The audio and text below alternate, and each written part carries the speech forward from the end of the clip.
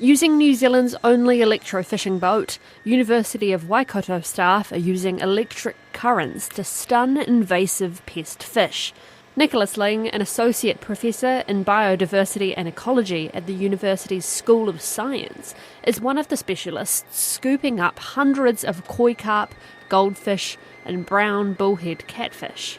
He says no native species are harmed by the electrofishing process. What it does is it puts a pulsed electric current into the water and it temporarily stuns the fish, which means we can recover them. And then the native species, we can recover those and we can put those back in the lake unharmed. And the pest species, we can humanely euthanise them. These fish do not get into a lake like this of their own accord.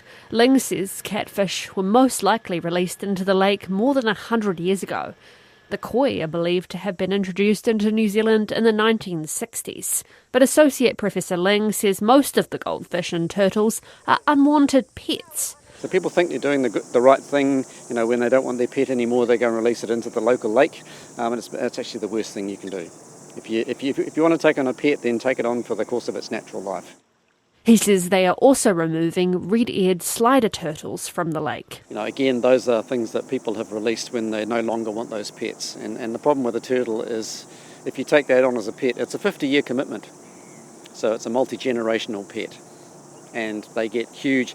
It becomes very expensive to provide the habitat for an adult turtle as a pet. And so people then just go and release them, which is a sad thing. The pests are taken back to shore to be killed before taken off site and turned into compost or rendered down to produce natural gas. Ling says it's necessary as the pests take away nutrients from native species and negatively affect the water quality.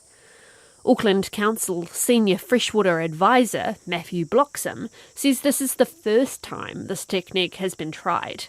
It's costing the council $20,000 to rent the electric fishing boat from Waikato University. The cost of this operation, it's not cheap.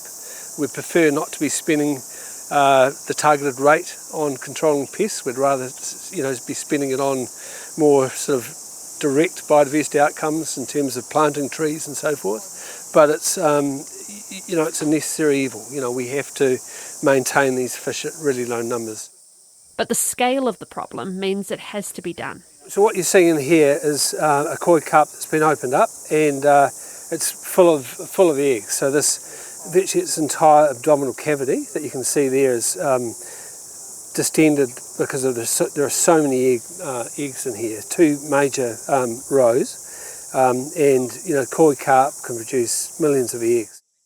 The team have even caught koi carp weighing up to 14 kilograms. The largest koi ever caught in New Zealand is 15 kilograms.